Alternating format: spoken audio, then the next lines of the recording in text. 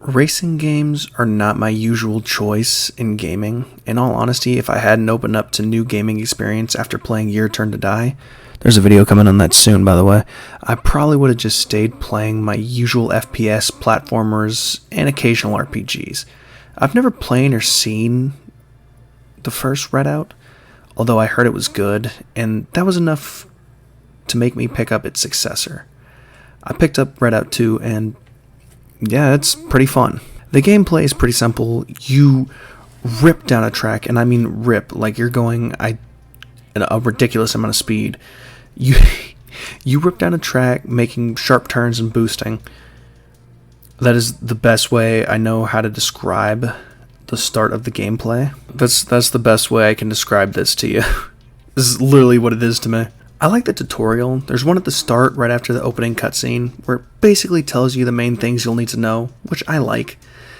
And then the start of career mode goes over them in more detail. Honestly, I don't mind this. If you want, you can literally just go into arcade mode from there and figure the rest out on your own. If you want to learn more, and since you're going to have to do it if you want to unlock multiplayer, you can continue the tutorial in the start of career mode. It goes over more of the same in finer detail, like I said before, and a few more controls. So for example, you'll be using the arrow keys and such like that. If you're like me, you should definitely pay close attention to those tutorials, because the amount of times I fell off was astounding.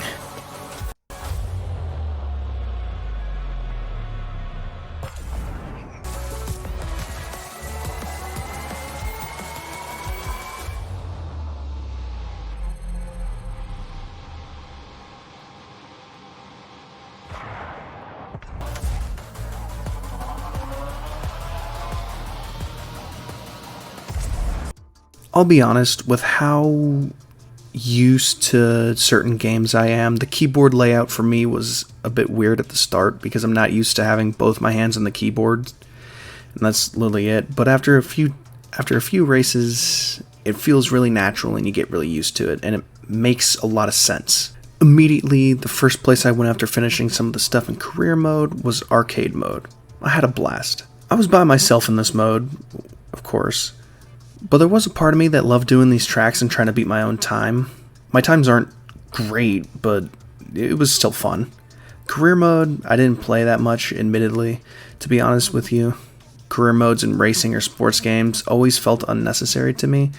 And it's still good, but it's still no exception. It's not bad here, but I literally only wanted to finish the first part to open up multiplayer.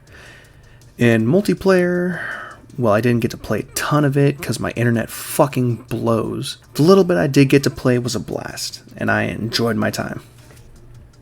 I wasn't good, again. I'm never good at racing games, but it was fun. On the visual side of things, this game is really beautiful. I will say after my first try through arcade mode, though, I did have to turn down the graphics. It's nothing wrong with the game, my computer sucks. This is a decently graphic intense game, so if you don't have a fantastic computer like me, be prepared to lower some settings. That being said, even with everything turned to low on my end, I still found the game very pretty. The graphics themselves are great, but even like the cutscenes and the way everything's built and how it all looks, it's all still very beautiful. Like, my personal favorite are the cutscenes. I love the look. It's so futuristic and over the top, and I love that look so much. I think a good chunk of the tracks look fantastic. I also want to add this part in about the cutscenes. When you're opening a new track, you get like a voiceover on top of like a panorama of the whole track.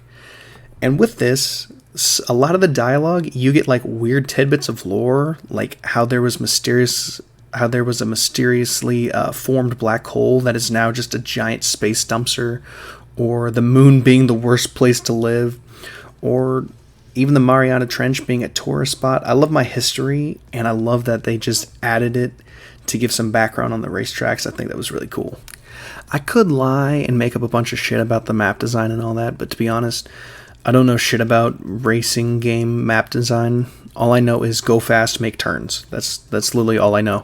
This is supposed to be a challenging racing game in a lot of aspects, and the maps kind of show that. Sometimes you might have to make a difficult jump or something of the like. Memorizing the map and honing your position is what you'll be doing to either beat your own time or beat the other people you're playing against. In that way, I really love the design, and I think it works well. And honestly, that's all I got for this game. While other reviewers may go into like finer detail about the gameplay and all that, for me, it was just a really fun experience. I didn't spend a ton of time with the game, but like the couple 4 or 5 hours I did spend was incredible. I had a blast. There's something about this game that like challenged my competitive side to really like push to like get faster times and do stuff like that. Try out different racers or something of the like. Look at the different maps. Like, that was fun. I legitimately had a blast. I had so much fun. Is it a game that I'm going to come back to often? Maybe. We'll find out. I still want to see more of multiplayer because that's probably where I'll spend the most time. But other than that, yeah, it was a fucking blast. I loved it. If you already don't like racing games, I don't think this game is really going to change your mind. Like, if you don't like anything besides Mario Kart, this game probably isn't going to change your mind. If you do like racing games, you probably already bought it. You probably should have anyway. But specifically, I think this review, for those of you who just aren't into racing games or don't play a lot of them or haven't tried a lot of them, like I am most of the time, and you're checking this out, give it a shot. You might be surprised. And that's all I got. Deuces.